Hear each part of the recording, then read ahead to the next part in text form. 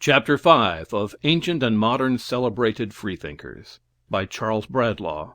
Anthony Collins.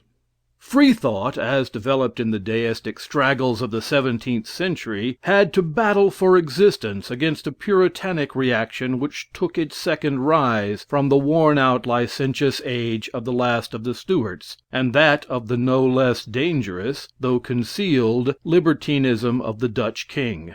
A religious rancor also arose, which, but for the influence of a new power, would have reenacted the tragedy of religious persecution. But this rancor became somewhat modified from the fact that the various parties were now unlike the old schismatics, who were each balanced at the opposite ends of the same pole, extreme papacy on the one hand, and fifth monarchists on the other, when each oscillation from the Protestant center deranged the balance of enthusiasm, and drove it to the farthest verge of fanaticism, until all religious parties were hurled into one chaos of disunion. Such were the frequent changes of the 17th century, but at its close the power of deism had evolved a platform on which was to be fought the hostilities of creeds. Here then could not exist that commingling of sects, which were deducible in all their varied extravagance from the Bible. Theology had no longer to fight with itself, but with philosophy. Metaphysics became the Jehu of opinion, and sought to drive its chariot through the fables of the saints. The old doctrines had to be restated to meet new foes. For the papists, nonconformists, and brownists were excluded to make way for the British Illuminati, who spread as much consternation through England as did the French encyclopedists across Europe. The new field of action was only planned, for when Catholicism first opposed Protestantism, its leaders little thought what a Pandoric box it was opening, nor did the divines of the latter sect ever doubt the finality of their own doctrines. They wished to replace one infallibility by another, and the same charge can be substantiated against deism. When in this Augustan age the free-thinking leaders, fresh from the trammels of Christism, first took the name of moral philosophers,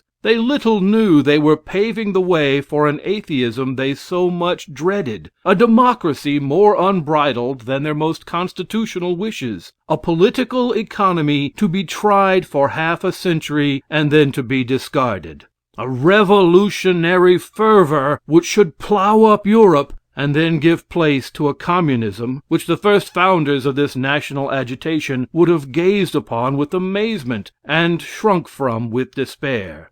Such is the progress of change. The rise of the deistic movement may be defined in a sentence. It was the old struggle of speculative opinion shifting its battleground from theology to philosophy, prior to the one being discarded and the other developed into positive science.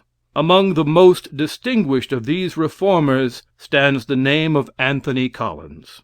Who and what he was we have little opportunity of knowing, save from the scattered notices of contemporaries, but sufficient is left on record to prove him one of the best of men, and the very corypheus of deism. The twin questions of necessity and prophecy have been examined by him perhaps more ably than by any other liberal author. There are slight discrepancies in relation to the great events of his life.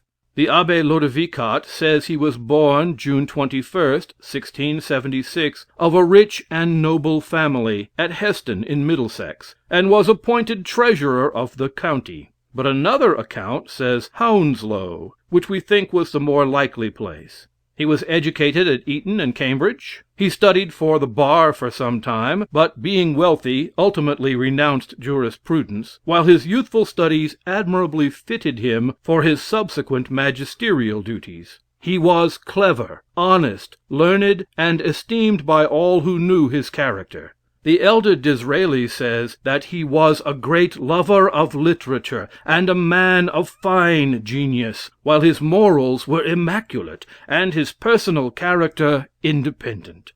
The friendship of Locke alone is sufficient to stamp the character of Collins with honor, and he was one of the most valued friends of this great man.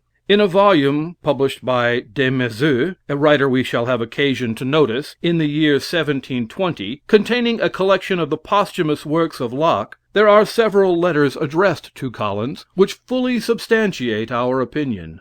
Locke was then an old man, residing in the country, and Collins was a young man in London, who took a pleasure in executing the commissions of his illustrious friend in one of them, dated October 29th, 1703. He says, "If I were now setting out in the world, I should think it my greatest happiness to have such a companion as you, who had a true relish of truth, would in earnest seek it with me, from whom I might receive it undisguised, and to whom I might communicate what I thought true freely.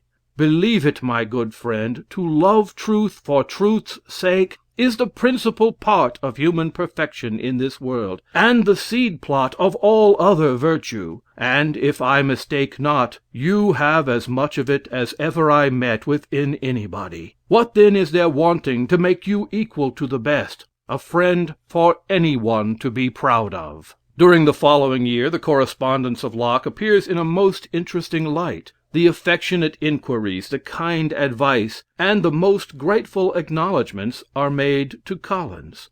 On September 11th, Locke writes, "He that has anything to do with you must own that friendship is the natural product of your constitution, and your soul, a noble soil, is enriched with the two most valuable qualities of human nature, truth and friendship. What a treasure have I then in such a friend, with whom I can converse, and be enlightened about the highest speculations."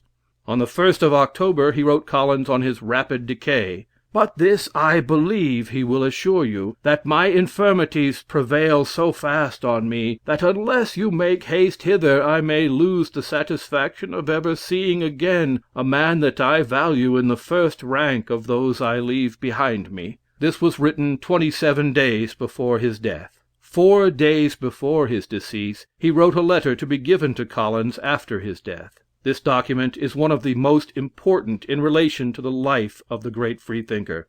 It irrefragably proves the falsity of everything that may be alleged against the character of Collins. Oates, August 23rd, 1704. For Anthony Collins, Esquire.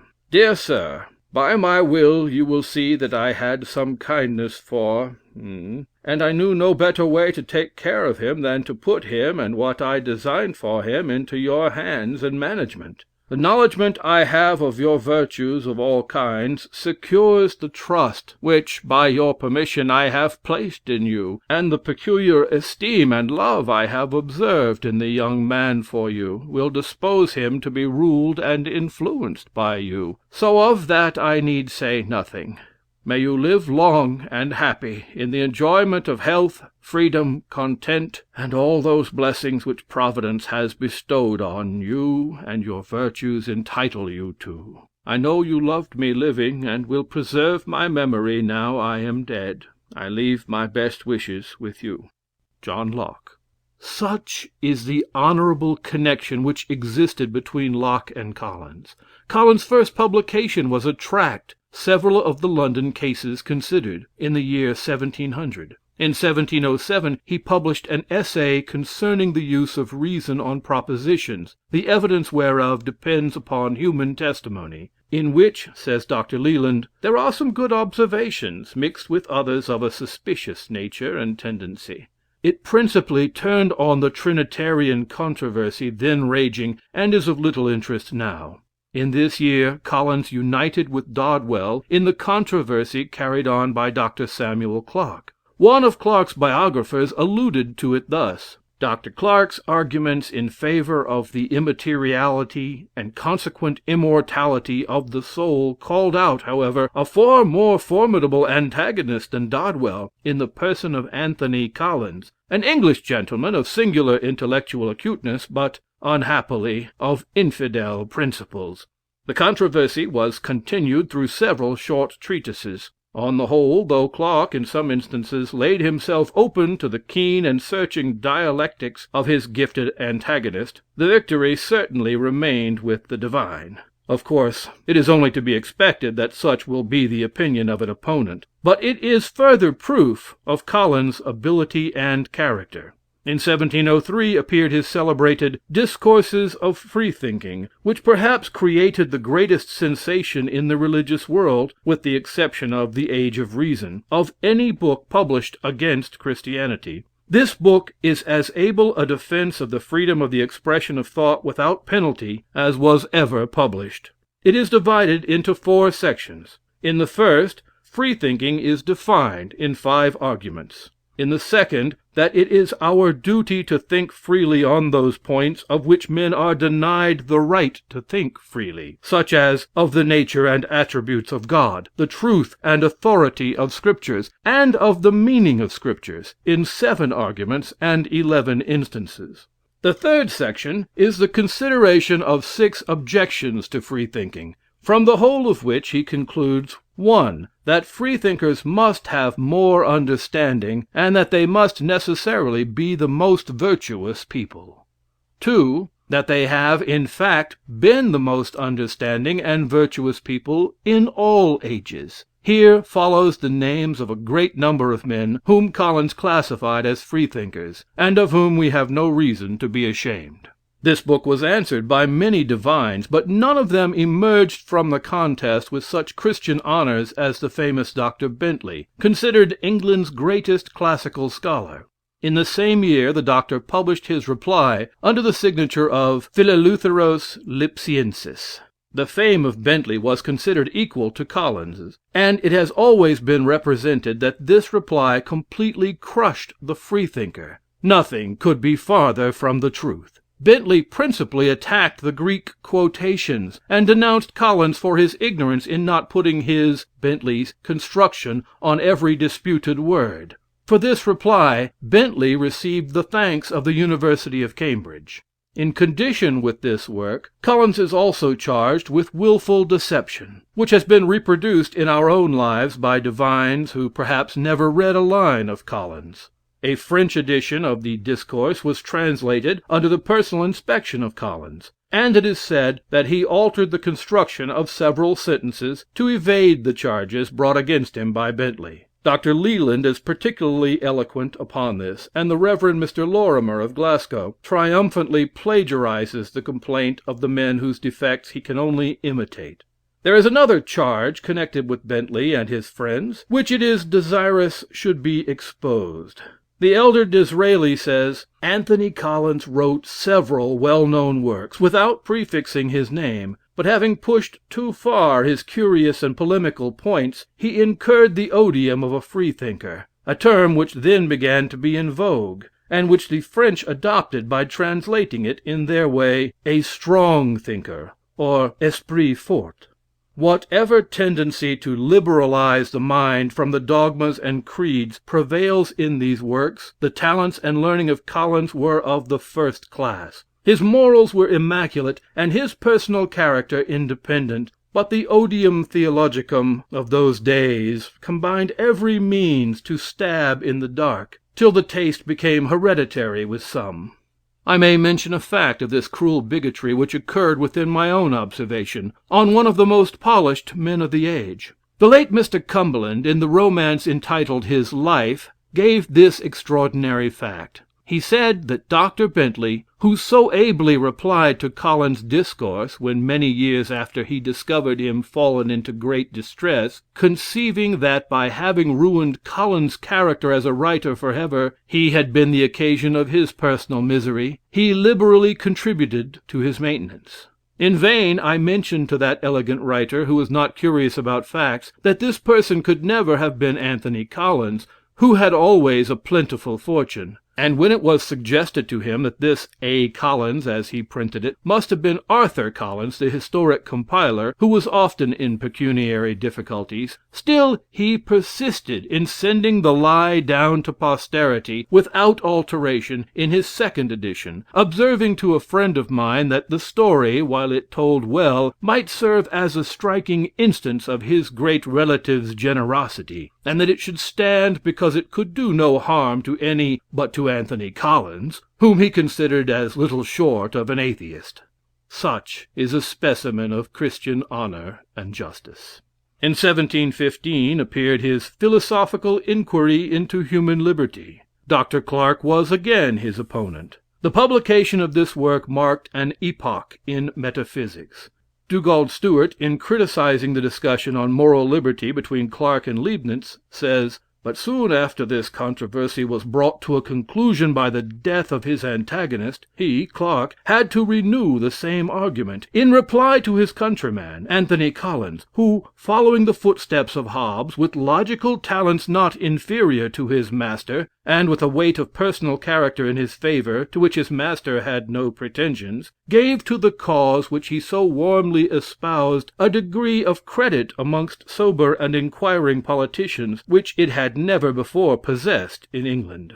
The following are the principal arguments of Collins in reference to liberty and necessity. First, though I deny liberty in a certain meaning of that word, yet I contend for liberty, as it signifies a power in man to do as he wills or pleases. Secondly, when I affirm necessity, I contend only for moral necessity, meaning thereby that man, who is an intelligent and sensible being, is determined by his reason and senses, and I deny any man to be subject to such necessity as is in clocks, watches, and such other beings, which, for want of intelligence and sensation, are subject to an absolute physical or mechanical necessity.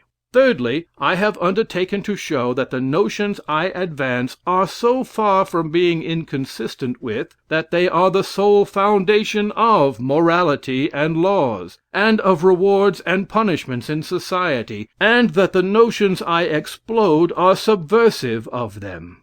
From the above premises, Collins sought to show that man is a necessary agent. 1. From our experience through consciousness. 2. From the impossibility of liberty. 3. From the consideration of the divine prescience. 4. From the nature and use of rewards and punishments. 5. From the nature of morality.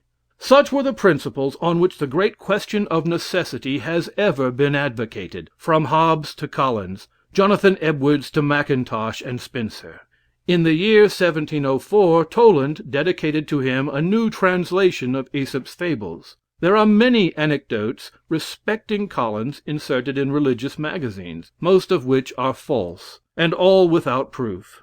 One of them, related in a most circumstantial manner, appears to be the favorite.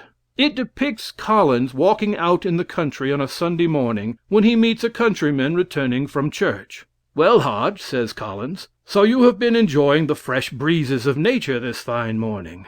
The clown replied that he had been worshipping nature's God, and proved it by repeating the substance of the Athanasian Creed.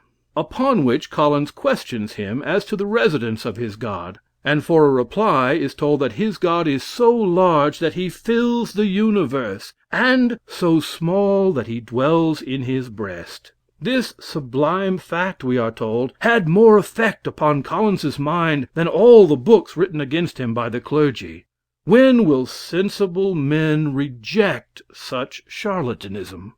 The next great work of Collins was his Discourse on the Grounds and Reasons of the Christian Religion, in 2 parts. The first containing some considerations on the quotations made from the Old in the New Testament, and particularly on the prophecies cited from the former, and said to be fulfilled in the latter. The second containing an examination of the scheme advanced by Mr. Whiston, in his essay towards restoring the true text of the Old Testament, and for vindicating the citations thence made in the New Testament, to which is prefixed an apology for free debate and liberty of writing.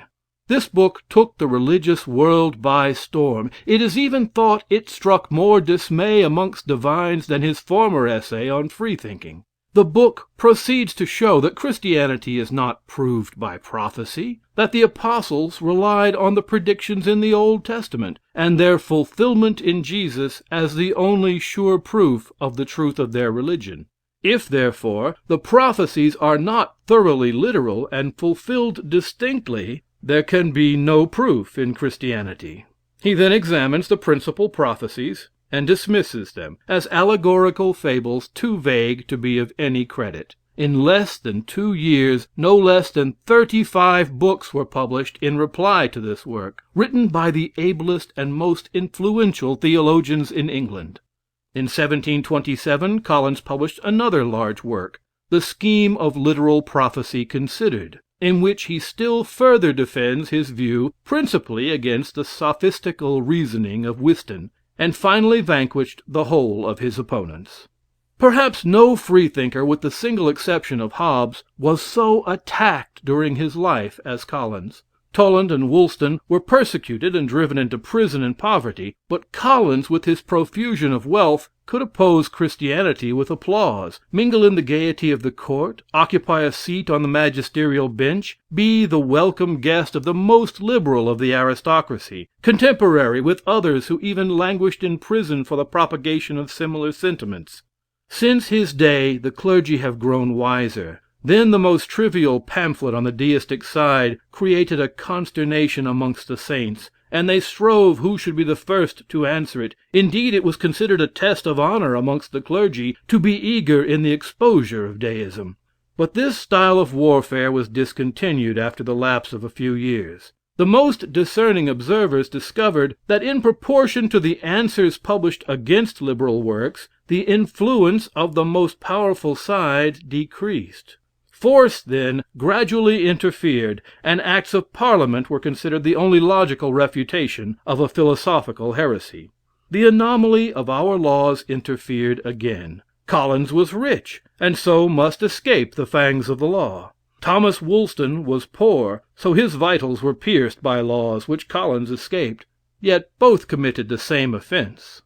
In later times, Gibbon traced the rise of Christianity, and about the same time Paine accomplished another portion of the same risk, and the government which prosecuted the plebeian flattered the patrician. But Collins's time was rapidly drawing nigh. On the 13th of December, 1729, he expired, aged 53 years, and to show the esteem in which his character was held, the following notice was inserted in the newspapers of the day. All hostile to his views, yet striving to make it appear that he was, after all, not so great an infidel as his reputation honored him with. On Saturday last died at his house in Harley Square, Anthony Collins, Esquire. He was a remarkably active, upright, and impartial magistrate, the tender husband, the kind parent, the good master, and the true friend. He was a great promoter of literature in all its branches, and an immovable asserter of universal liberty in all civil and religious matters. Whatever his sentiments were on certain points, this is what he declared at the time of his death, viz., that he had always endeavored to the best of his ability to serve God, his king, and his country. So he was persuaded he was going to that place which God hath prepared for them that serve him, and presently afterwards he said, the Catholic religion is to serve God and run. He was an eminent example of temperance and sobriety, and one that had the true art of living. His worst enemies could never charge him with any vice or immorality. With this character the Freethinkers have no right to be dissatisfied. The Abbé Lodivicat says, his library was curious and valuable, always open to the learned, even to his opponents, whom he furnished with pleasure, both with books and arguments, which were employed in confuting him. Mr. Disraeli says he has seen a catalogue of Collins' library elaborately drawn up in his own handwriting, and it must have contained a splendid selection of books. This is proved by the correspondence with Locke, and the extensive number of quotations spread throughout his published works. By the death of Collins, and the defalcation of one who abused the name of a deist, the cause of free thought was impeded at the time when it most needed assistance. Collins had written a great number of tracts and larger works, intending them to be published after his death. One collection of 8 octavo volumes of manuscript containing the attacks upon Christianity, by which he intended his name to be transmitted to posterity, were all arranged ready for publication as his posthumous works. To ensure their creditable appearance, and to reward a man whom he had thought worthy of confidence, and one who professed to be a disciple of Collins, he bequeathed them to Des Maizeaux, then a popular author and editor. He had edited the correspondence of Locke and Collins, written the Light of Bayle, and subsequently edited Toland. The idea of Collins was to give his work to Des Maizeaux for a recompense for the trouble of publishing them, while he would derive the whole profits of their sale, which no doubt would be very large. It appears that the widow of Collins was much younger than himself, in league with the Church of England, and was in rather a suspicious friendship with more than one clerical antagonist of her late husband. Des Maizeaux being worked upon conjointly by Mrs. Collins and a person named Tomlinson, was induced to accept a present of 50 guineas, and relinquished the possession of the manuscripts. It was not long, however, before his conscience accused him of the great wrong done to the memory of his benefactor, and to the free-thinking cause. His regret was turned into the most profound compunction for his crime, and in this state of mind he wrote a long letter to one who had been a mutual friend to Collins and himself,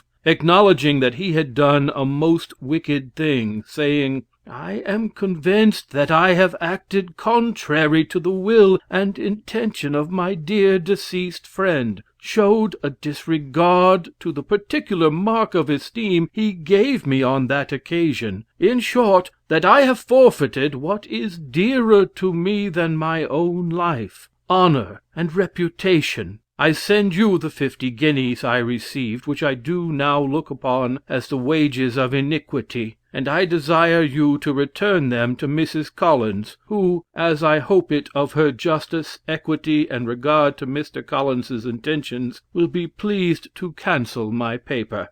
This appeal, which proved that Des Maizeaux, if he was weak-minded, was not absolutely dishonest, had no effect on Mrs. Collins. The manuscripts were never returned. What their contents were, no one now can inform us. We are justified, however, in supposing that as those 8 volumes were the crowning efforts of a mind which in its youth was brilliant in no common degree, must have been even superior to those books which roused England from its dreamy lethargy, and brought about a revolution in controversy. Whether they touched upon miracles, or the external evidences, or the morals of Christism, is unknown.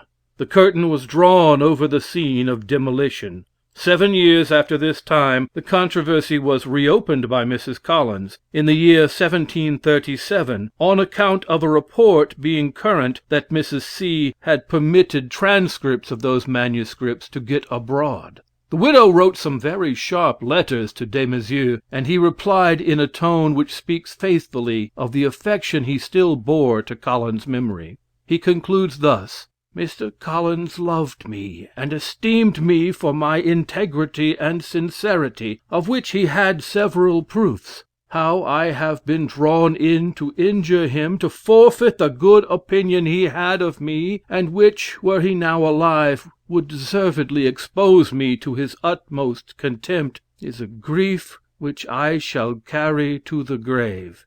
It would be a sort of comfort to me, if those who have consented I should be drawn in, were in some measure sensible of the guilt towards so good, kind, and generous a man." Such is an epitome of the secret history of the manuscripts of Anthony Collins.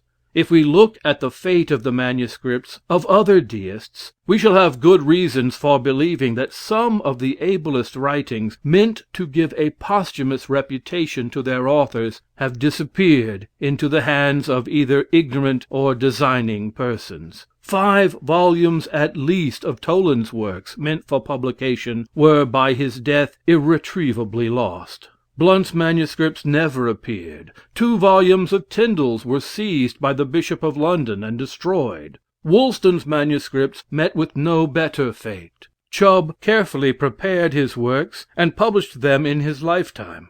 Bolingbroke made Mallet his confidant, as Collins did by Des Maizeaux. The name of St. John produced £10,000 to Mallet. But those works were left with the tacit acknowledgment that the Scotch poet should write a suitable life of the peer. The letter of Mallet to Lord Cornbury can only be compared to an invitation for a bid for the suppression of the philosophical works of St. John. and if this was not sufficient, we need only instance the apparent solicitation with which he stopped a well-known influential dignitary of the church on the day when the works were to appear, by pulling out his watch, and saying, "My lord, Christianity will tremble at 11:15. We may be thankful to the pecuniary poverty of our opponents, even for the possession of the first philosophy. Some of Hume's and Gibbon's works have not yet appeared. The manuscripts of most of the minor Freethinkers disappeared with their authors.